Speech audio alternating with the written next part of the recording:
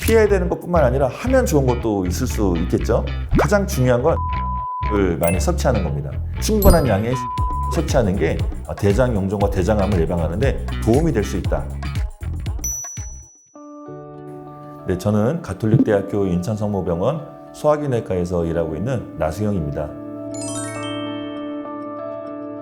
대장의 용종이 발견됐다고 하면 절제를 해야 되는데, 절제하는 방법에는 굉장히 다양한 방법이 있습니다. 작은 경우에는 우리가 생검겸자라고 해서 이렇게 집게 같은 걸로 바로 집어서 그냥 뜯어내기도 하고요. 내시경적 점막 절제술은 이제 철사로 된 올가미가 있는데 그걸로 잡아서 절제를 하기도 합니다.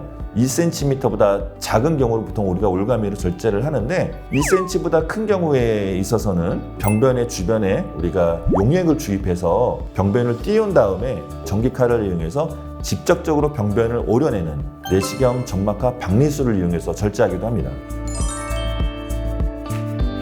출혈의 위험성이 높거나 나중에 시술 후에 전기적인 손상으로 인해서 천공의 위험성이 좀 있다고 판단되는 경우에 있어서는 우리가 봉합을 하기도 합니다. 내시경을 할 때 사용하는 봉합은 클립이라는 걸 이용합니다.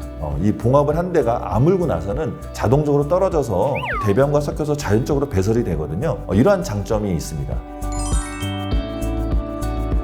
좀 큰 용종 또는 절제하기 어려운 위치에 있는 용종을 절제했을 때는 혹시나는 불완전 절제가 될 수도 있거든요. 이러한 경우 한해서만 재발의 위험성 때문에 보통 6개월에서 한 1년 사이에 우리가 다시 한번 내시경하는 걸 권고하고 있고요. 주의사항으로서 당부하지 않았다면 그러한 경우에는 3년에서 5년 정도 이런 주기로 다시 한번 검사를 하시면 될 것 같습니다.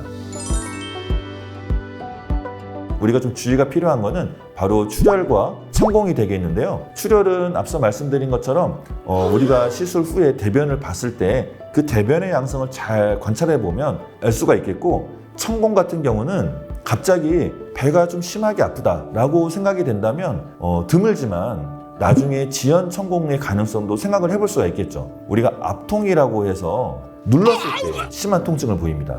드물지만 지연 천공이 발생한 걸 수도 있기 때문에 이러한 경우에도 반드시 응급실을 내원하시거나 의료진과 상의가 필요하겠습니다.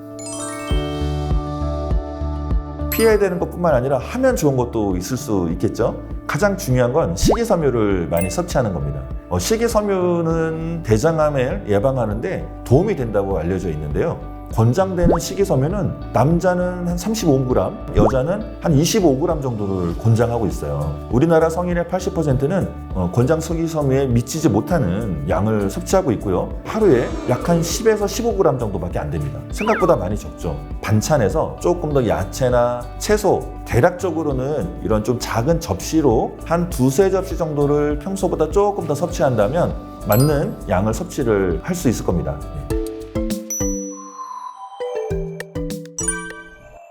네, 정답입니다. 대장 용종은 대부분 내시경으로 절제한다고 많이들 알고 계시잖아요.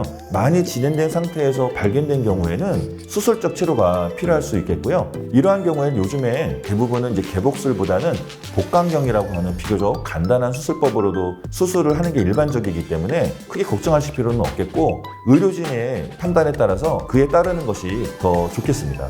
자, 오늘 긴 영상 봐주셔서 감사드리고 짧게 한번 요약을 해볼까 합니다. 첫 번째, 대장 내시경을 포함한 우리의 이런 암 검진 검사가 가장 중요하다는 게 첫 번째가 될 것 같습니다. 두 번째, 대장 용종이 발견됐다고 해서 너무 걱정하실 필요는 없을 것 같아요. 세 번째, 3에서 5년 정도 사이에 적절한 검사 간격을 아마 제한해 주실 겁니다.